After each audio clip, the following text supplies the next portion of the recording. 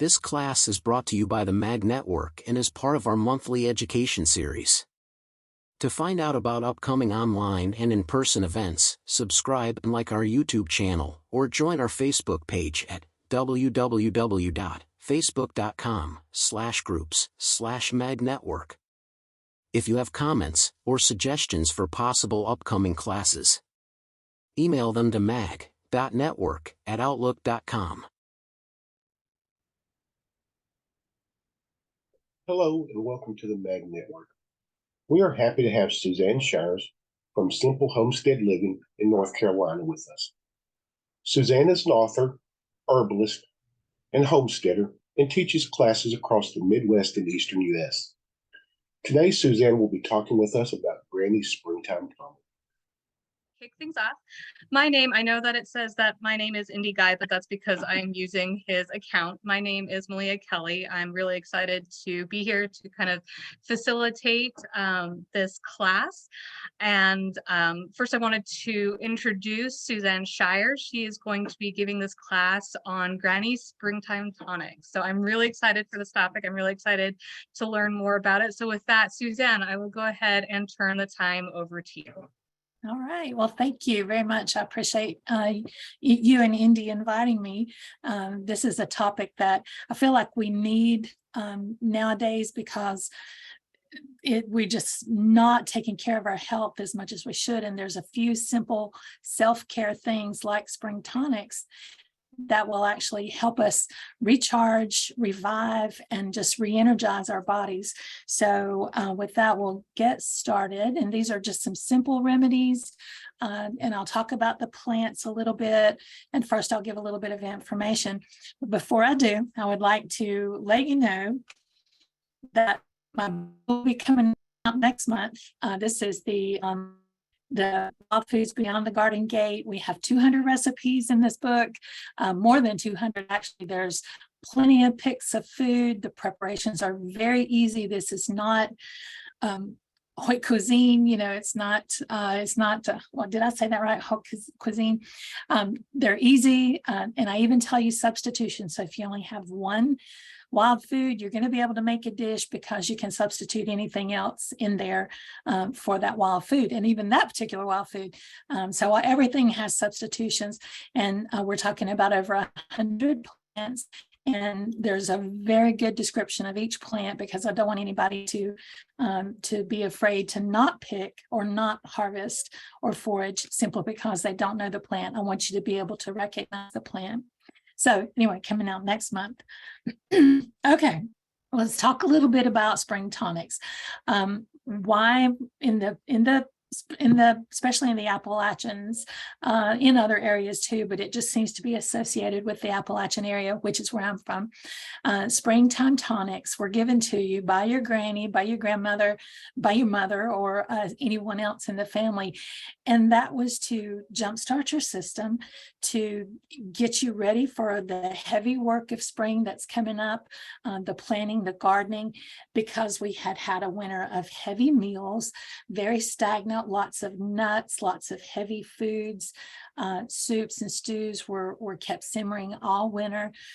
And because of that, our digestion slowed, our liver might not be functioning as well as what it could be. Our skin looked sallow. So there were lots of reasons. The winter stagnancy was just a real issue. Everybody stayed by the wood stove or by the coal stove and tried to stay warm. So the foods were geared for that. You didn't have very many greens. And when those greens did come in the first of the spring, it was a mad dash to get a pot of greens going, and a mess of greens, as you may have heard.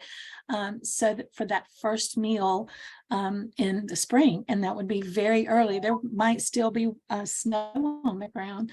But if those greens were popping up like we're having this week, last week we were in the 80s, and this week we're back down in the 20s. So we did have some things popping up. And I was out there grabbing what I could to have my spring tonic. Now, spring tonic doesn't necessarily mean you're going to drink it or you're going to take a spoonful of things. This could be a big pot of herbs, a big pot of greens that you're going to eat with cornbread or a ham hock or something like that. Some seasoning is what that was called. Greens were always had a seasoning, and typically that was pork or fatback or something like that. But those greens and that pot liquor, the water that the greens were cooked in, was really nutritional, beneficial for your liver, for your skin, for brain function, all of that. So that was a pretty important ritual to get those nutrients and that nutrition back in your body from the heavy meals. Not to say that those meals weren't nutritious, but there were a lot of poor people that had to make do, and they went to get those wild greens. I've heard stories all my life of people who had one or two things to eat all winter, especially back around the Depression or the turn of the last century.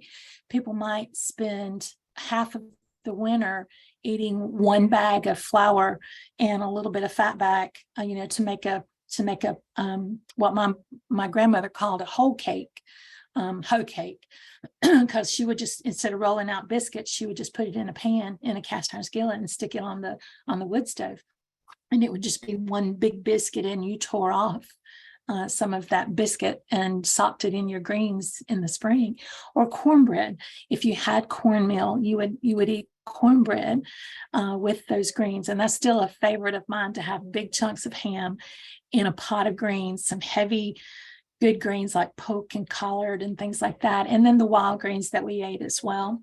So, one reason that those spring tonic herbs were good for your digestion, and the reason they help jumpstart your health, was that they were bitter herbs. This is where health starts, in the gut.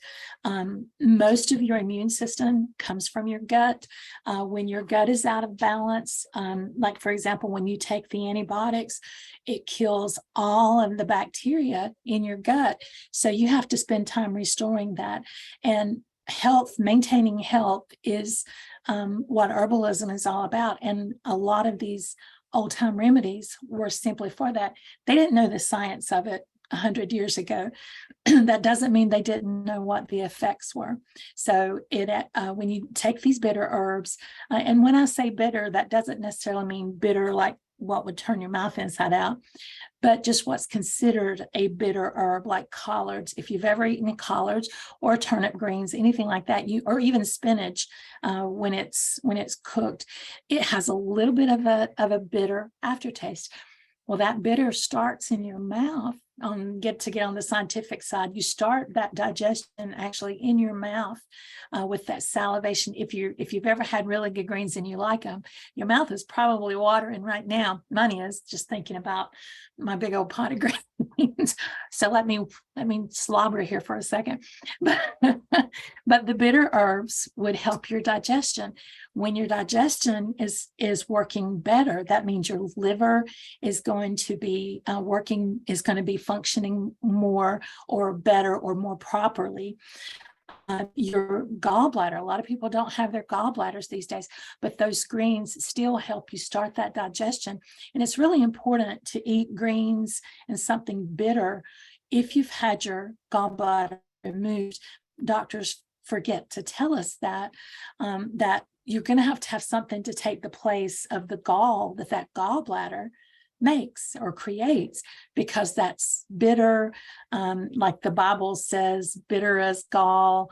Well, the gallbladder is what helps start that, or helps keep that digestion going, so that your liver can function more properly.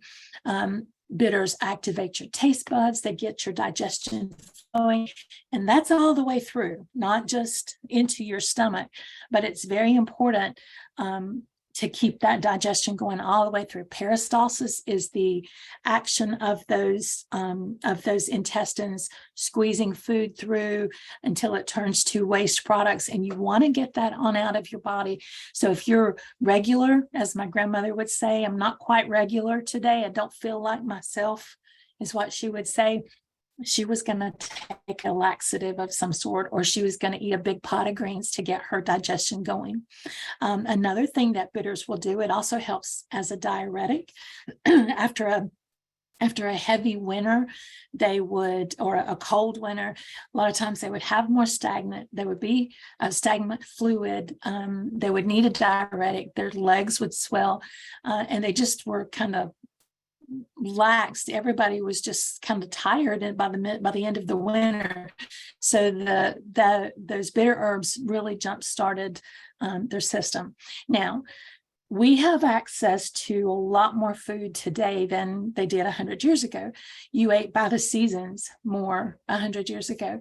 Now we can have a burger anytime we want it. We can have a salad on Christmas Day if we want it, because that food is shipped in. It's readily available. We go to the grocery stores and can get just about anything you want, unless it's a really specialty item that they just can't get.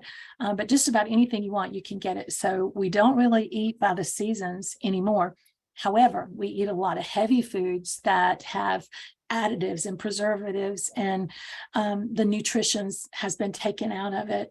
The minerals have been taken out and added back. And you'll see that if it's enriched, what they took out is 10 times more than what they put back in. So you'll see enriched bread or enriched vitamin D milk. Well, they've taken out stuff before they add that back in. So don't be fooled by that. We still have a very poor diet. And when you take a spring tonic, or you eat those tonic greens, that's really going to help your whole system. It's going to help your skin look better. If you have teenagers or even adults that have acne or poor skin, or you suddenly feel like your wrinkles are really showing up, which I wonder about in this light, mine are probably showing up. But if you start those tonic herbs, you'll notice a difference in your skin. And I eat a lot of greens. I eat greens as I have wild greens coming up all winter because I'm in the Carolinas. And like I said, we had that 80-degree temperature last week. So that happens quite regularly, and things will pop up, and I'm out there grabbing them. I'm always eating my greens, and then I'll freeze them too, or I'll preserve them so that I can have them in the winter. All right, so let's just talk about the types of spring tonics. You may remember the castor oil, or somebody coming at you with a spoon when you were a kid and it was castor oil. Excuse me. Well, the benefits of castor oil are significant. It'll help clean out your gut, which means it will make you go. You will, have to kind of hang around the bathroom, or as heard stories or read stories about the Appalachians, you played on the porch because you couldn't get far from the outhouse. But castor oil, when you take castor oil, you'll notice that your skin will clear up. It's also antifungal, anti-inflammatory. It's anti-aging, meaning if you're using it on your skin, you're going to notice that the fine lines are not quite as bad as they were. And also it's moisturizing. It's emollient on the outside, moisturizing on the inside. So what it's doing is drawing that fluid to help with your digestion. That was the benefits. Now the complications of castor oil. It's very stimulating, which means it's going to work very quickly. And the problem with that is not the fact that there'll be a line at the bathroom, but it means that it can cause nausea, diarrhea, and cramps. It's very uncomfortable sometimes if you take too much for your body weight and your system, but it's just not pleasant. It works really fast, really hard, and it's just not the best. But a lot of people swore by castor oil in the springtime. By the end of winter, you were being chased down in the yard with a spoon to get that castor oil, and you were held down. My granny could she could get you with that spoon. Nobody really wanted to take it. So that was the poor side of taking castor oil. It's another way to cleanse your body. You can take an Epsom salt bath. I remember somebody, I don't remember who it was, somebody in my family took a tablespoon of Epsom salt and put it in a little bit of water and downed it. And that was to get their blood started. Stagnant blood was what it was called. thick blood. So you really wanted to get your blood thinned out, which is what the old folks called it, to get your system going. This did supply minerals to the blood, which is a good thing, but it's Epsom salt. So again, it's going to really clean you out. If you've ever taken magnesium or magnesium citrate, things like that, that will really clean you out before you have a GI test, like an upper GI or a lower GI. They'll give you the contrast. A lot of that, we used to have to drink magnesium, and that will clean you out, but those are not beneficial to the body. Eventually getting that cleaning out and getting your system going is fine, but you're not supplying enough minerals and enough energy to the body when you take either one of those. So that Suzanne, I apologize. Before we move on, there's a question from Jenny, and I wasn't sure if you had saw that. Jenny asked what the dose is of Epsom salt for an adult, or does it go by weight? Now let me pull up. Yeah, there we go. I've got let me pull up my chat. Here we go. The dose of Epsom salt for an adult, 1 to 2 tablespoons. It sounds like a lot. And the problem that you have to look at now with Epsom salt is you don't want to have any chemicals added to it. So if you do take Epsom salt, I would suggest putting about a cup in a bath. You will be amazed at how that will help flush and cleanse. And then you can also do a magnesium citrate to help too. That's very astringent in your mouth, so children may not want to take it. And if you can get Epsom salt down your kids, you're doing good. But about a half a teaspoon for a 6-year-old to a 12-year-old, something like that. That's not one that I would suggest. I'm just talking about the different cleanses. But if that's what you need to do, or you feel like your family could benefit from that, do a little more research on it. But just putting that in, dissolving that in water will really help. But it may not be pleasant. So just be aware of that. Okay, sorry, I didn't see your question. I got that box pulled up now if anybody else has a question. Okay. All right, so Easy Spring Greens, or let me get this where I can see it. Easy Spring Tonic. This one, the benefits are that it's going to be very nourishing. Isn't that pretty? I just love that picture because it has different greens, different early spring things that you'll see in your yard, in the fields. But these are all very nourishing. There's a huge amount of minerals and vitamins in that picture right there. That's in my shirt. I'm a shirt tail sister. But there's a ton of minerals right there. Minerals are what we really need, not only the flush of our bowels and our gut, but the mineral absorption is just going to really is going to skyrocket. It gets your blood moving. It moves stagnant lymph. If you have ever had a lymph issue or heard someone speak about their lymph, or you've ever had a lymph node that feels like on your neck, you can feel those. If you get in a sore throat, sometimes you'll get those. Well, lymph is not there. Lymph follows your blood vessels. So everywhere you have blood flowing, you'll have lymph as well.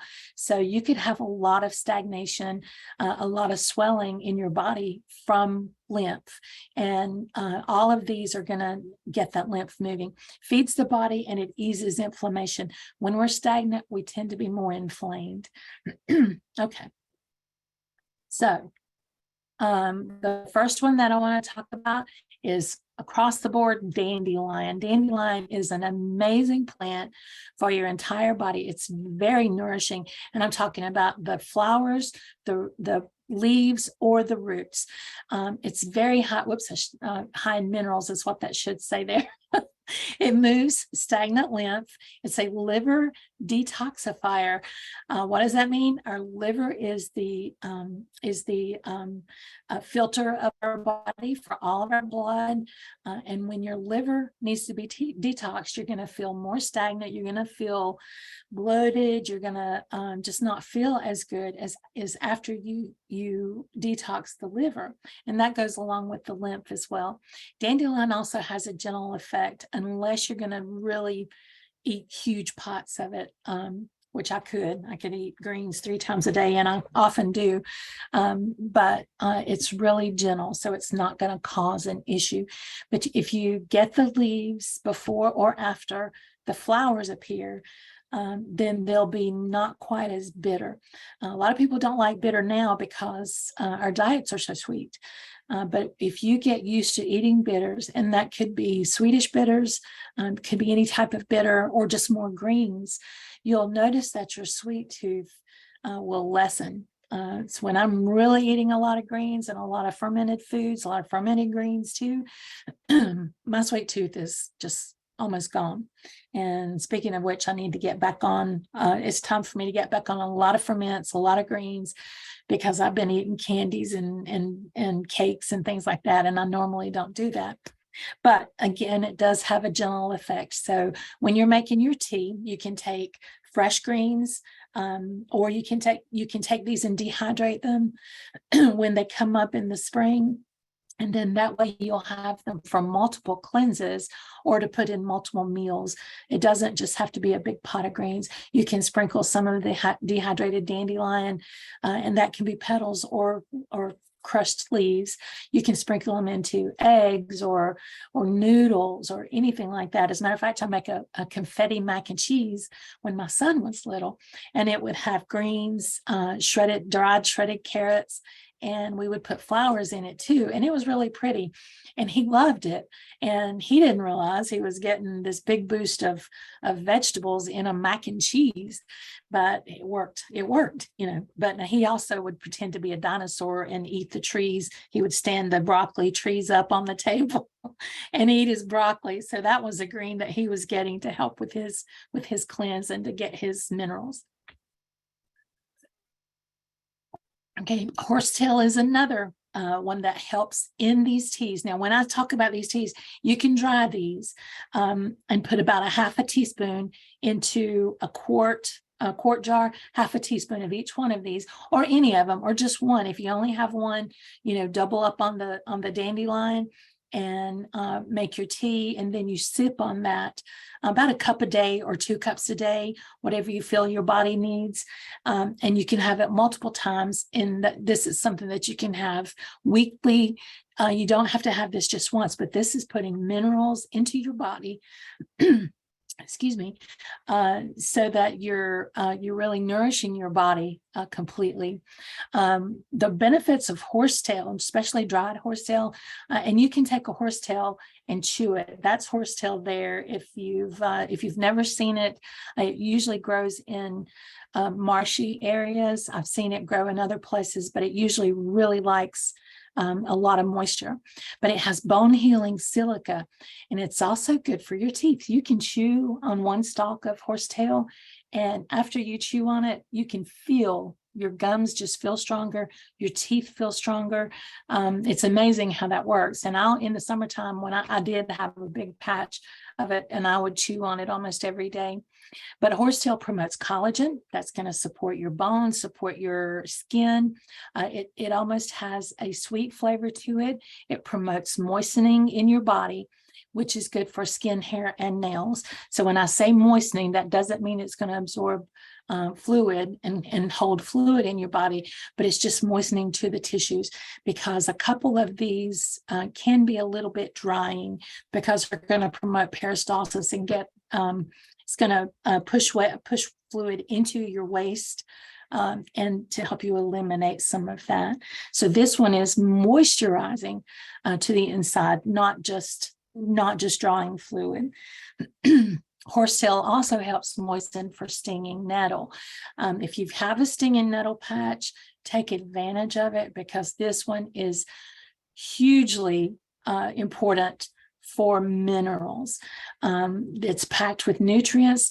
It gets the blood flowing. It's really good as a female tonic, but the seeds are good as a male tonic. I didn't put that on there, but the seeds are actually good for men.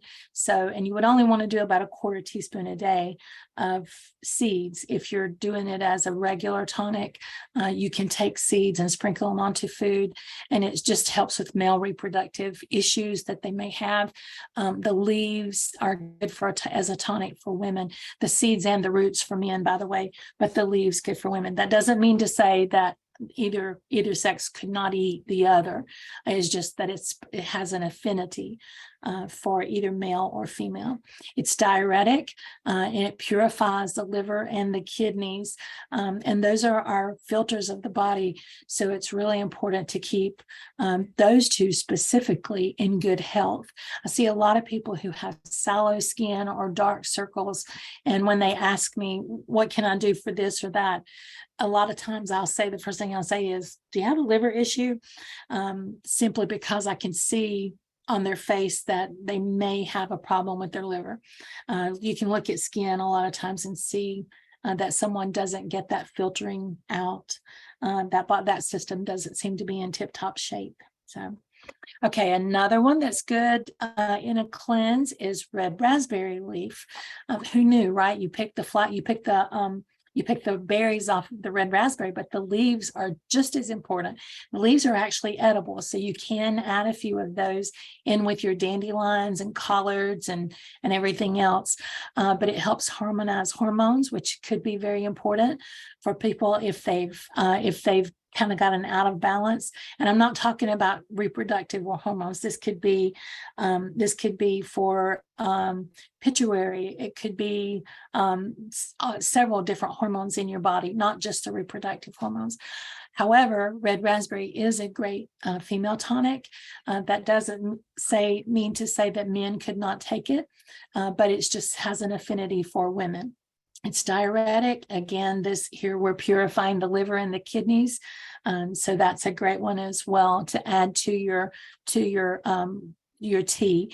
Now, when we're making this, we're putting a half a teaspoon in, pouring our boiling water over about 2 cups to a quart of boiling water, and let that simmer. I don't think I told you that.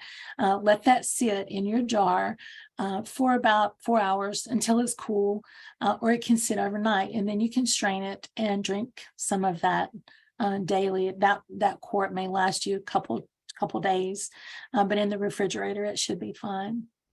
Okay, the best tonic, the Benifits for it, that was our easy tonic. Now we're going to talk about our best tonic. It has a few different herbs in it. They're nourishing. Again, they get the blood moving. We're going to be moving stagnant lymph. It feeds the body those nutrients, and when you get these really good herbs and you're eating them especially if you're eating them, you're going to just feel the energy coursing through your body. Now, I say that and people are like, well, I've never felt that. Maybe you don't, but if your body is really craving something, and you just how you get that satisfied feeling after you have it, well, that's how I am with greens. When I go a while without eating greens, man, I just crave them and I want them all over, even down into my toes. But again, it eases inflammation, and it's especially good for liver function. So these herbs, number one is burdock. And that could be the root, the leaves, the young leaves. If you'll look at that plant, you'll see some of those leaves are pretty huge. But then there's some small ones in there that may be 3 inches, 4 inches long. Those are really actually delicious. They have a little fuzzy feel to them. So you may want to make sure that they're cooked. They're not as good raw. All of the other ones you can eat raw that we just talked about. But burdock, you may want to cook it in with collards and things like that. This is one of the best liver herbs. Really good for stagnant digestion. If you have that bloated feeling well after a meal, or you're having reflux, things like that, burdock is really good for that. Again, it's diuretic and it purifies the liver and the kidneys.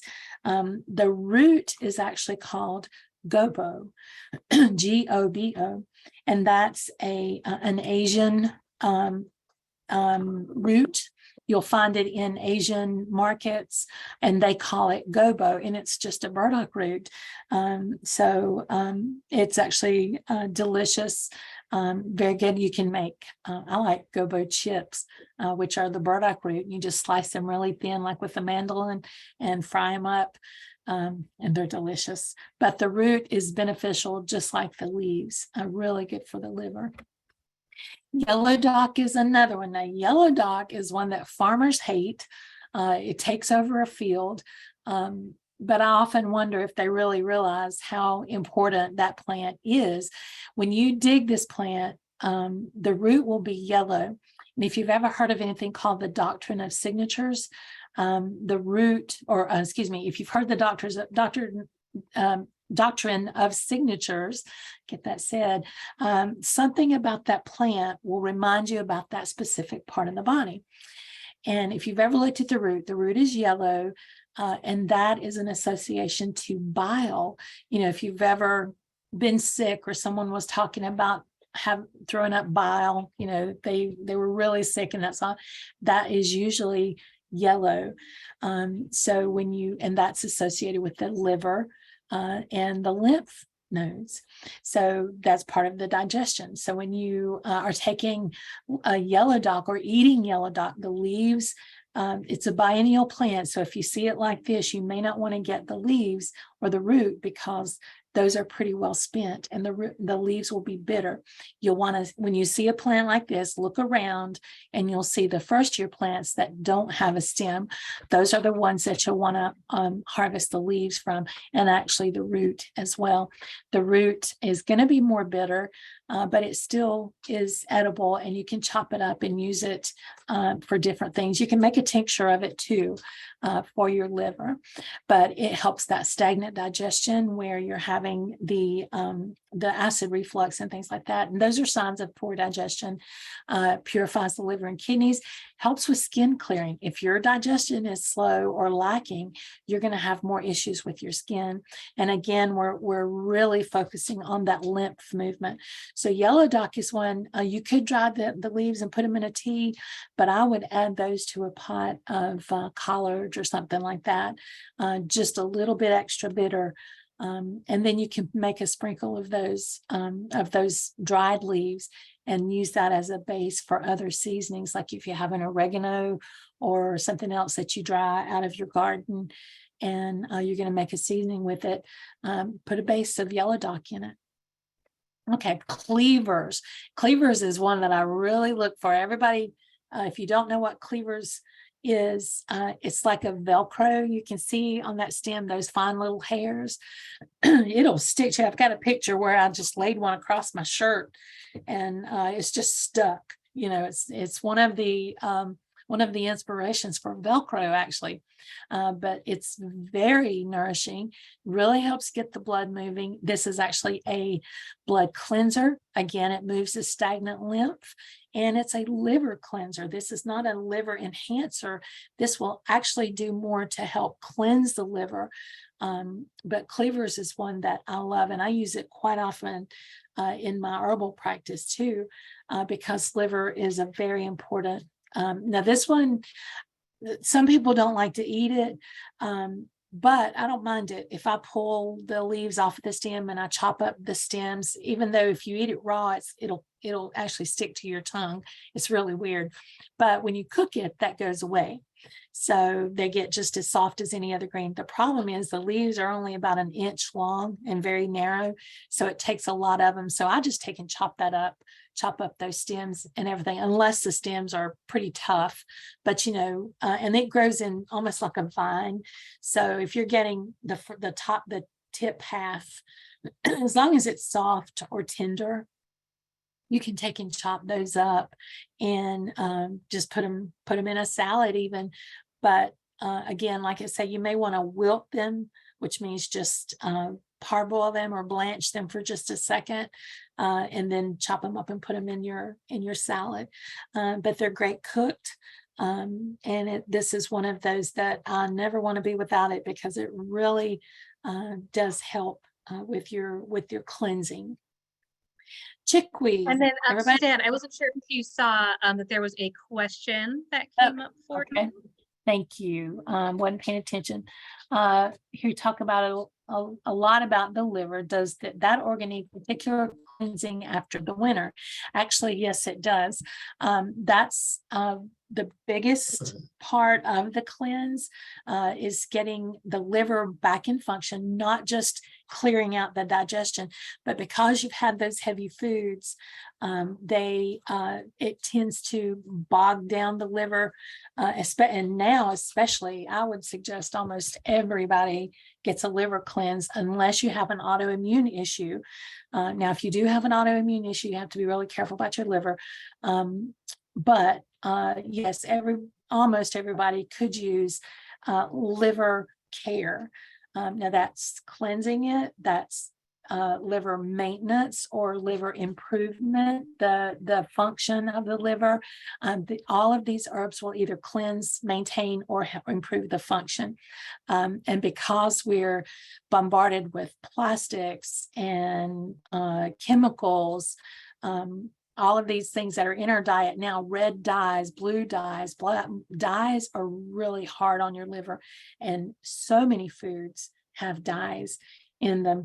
I belong to a group of dye-free families, and they just talk about the difference in their children when they stop using yellow, red, and blue dyes. Green's just as bad, but it seems like yellow, red, and blue are specifically an issue.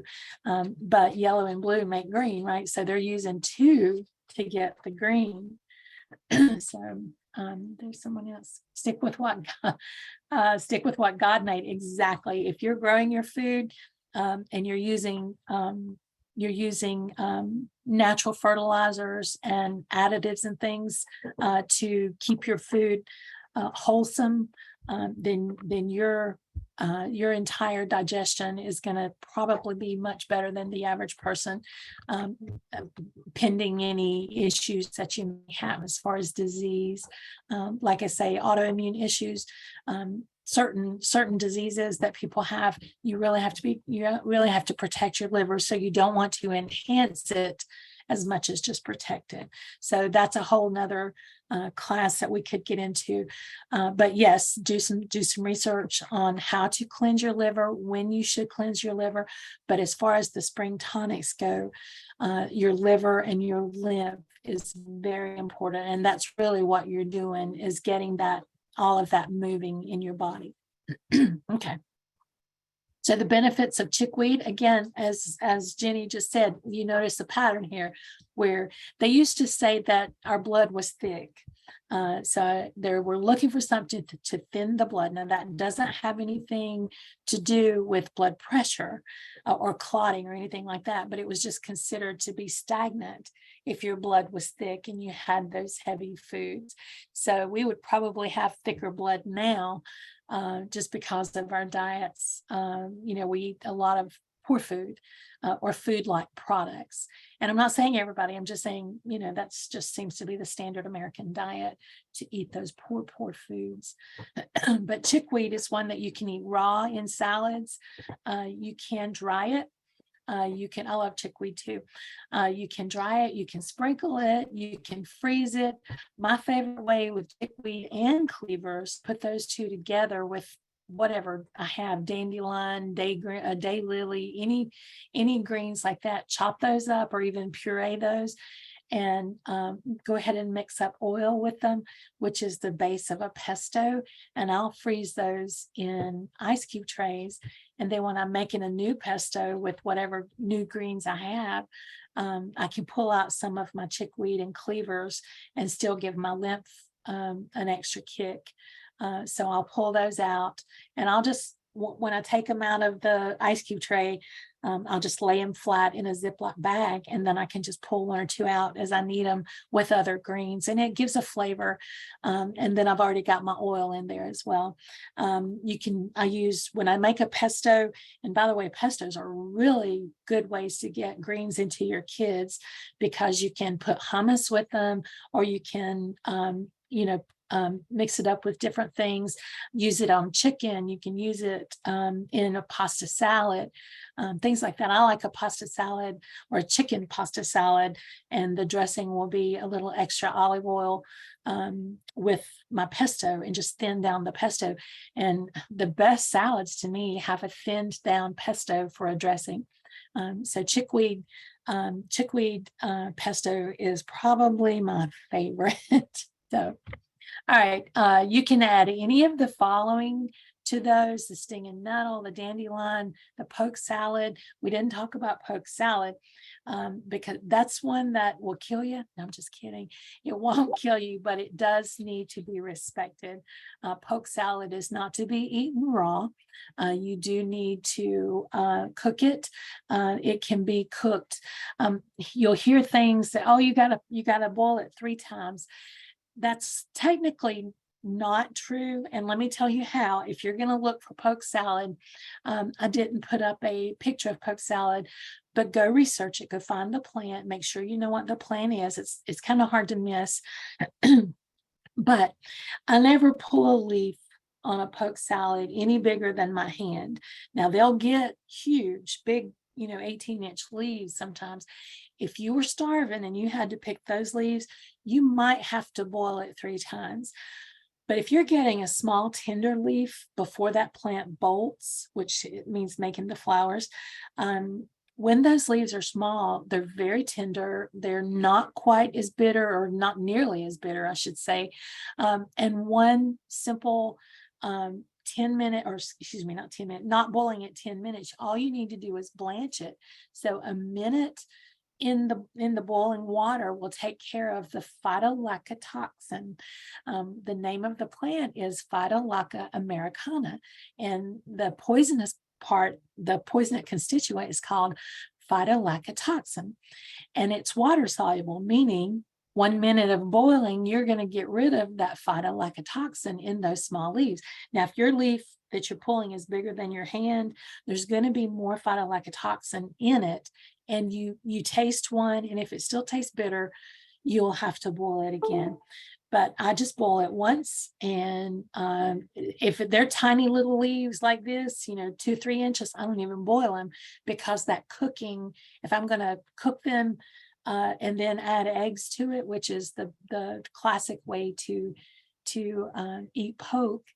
But yeah, if you're just going to get those little ones and cook them like that, throw them in or I do, I'm not telling you to do that, boil them. But throw them in the pan, saute them up, get them nice and soft, and let them simmer for a minute, drain off that water, and just put my eggs right in. And then they only cook for a minute more.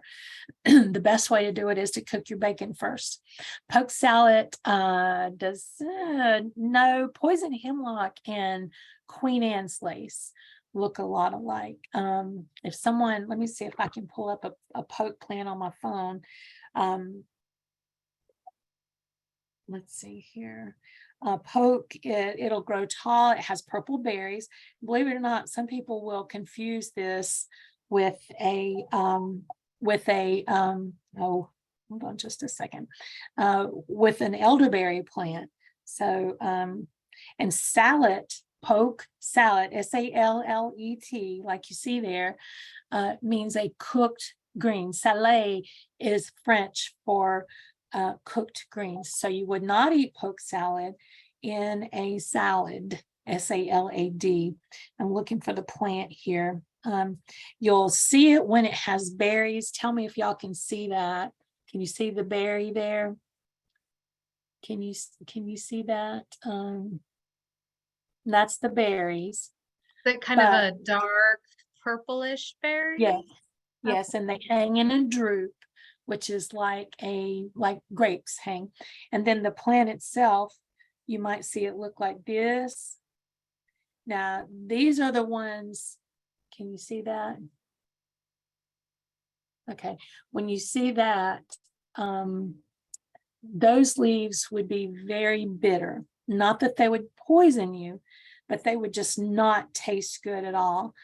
Here's another one. The berries are actually edible as well. It's where people think that the berries are toxic is from the seed. The seed is toxic. You don't need to be swallowing those unless, and just to show you how good they taste or how good they look, see those? I'm getting hungry. I'm ready for my poke plant to come up. Can y'all see that? Okay. Anyway, that's poke salad. The one that looks like poison hemlock is Queen Anne's lace. So be real careful about that. But poke is an extremely beneficial plant for your liver.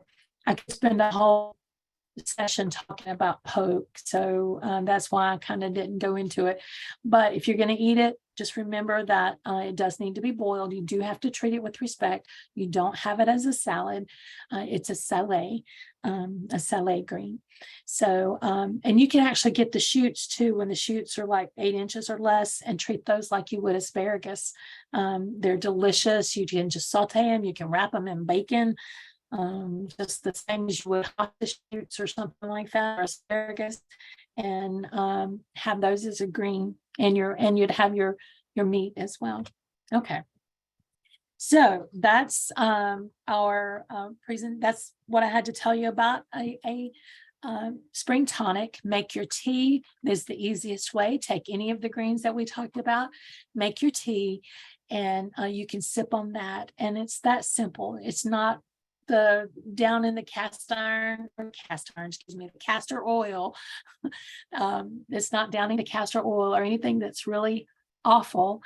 You can make this pleasant and make this part of your diet, and make it a regular part of your diet too, simply because our diets are really poor these days. Even if you have a good diet, the nutrients in our soil are depleted.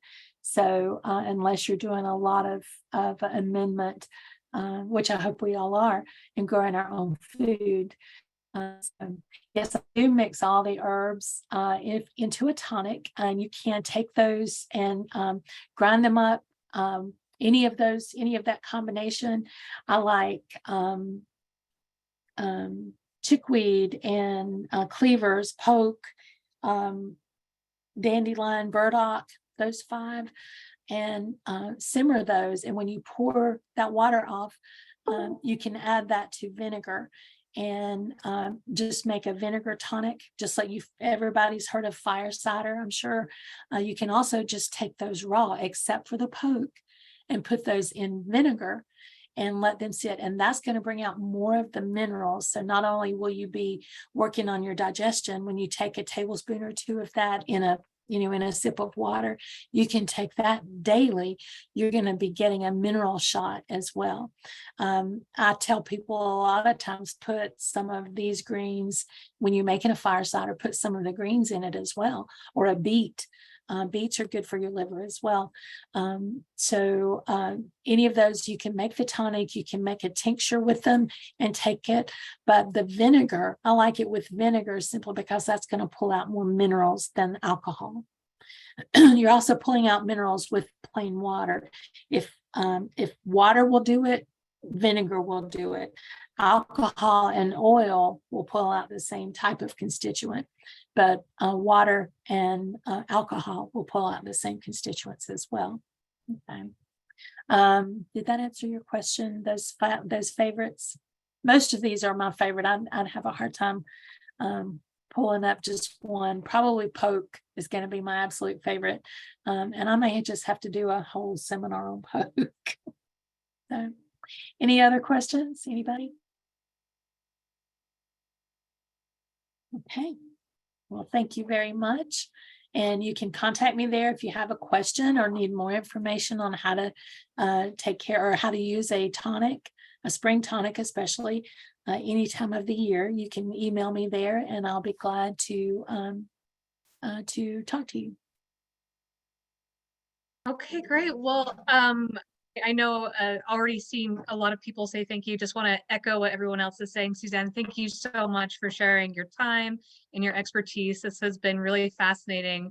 I think the people who participated did a great job of asking questions throughout, and I know Suzanne asked for any questions, but I guess last chance, any more questions? Or if not, there will be a recording of this put up by Indy. I'm not sure exactly the time frame of when that will be available, but he'll put that up and we'll make sure that we post so that people can go back and, you know, re-review and get all the information if there's anything that you wanted to see again. So thank you again, Suzanne, for your time. Thank you, participants, for your time and for your great questions. Really, really appreciate. Thank you. Okay. We hope you found this class beneficial, and it gives you some good information on some ways to kickstart spring for you and your body. We are working on more great learning and fellowship opportunities, so be sure to subscribe and like our YouTube channel or join one of our Facebook groups to keep up with the latest information. Again, I want to thank Suzanne from Simple Homestead Living in North Carolina for opening up her home to us and sharing some great information. On behalf of the M.A.G Network, I am Indy Guy. Be safe and have the knowledge.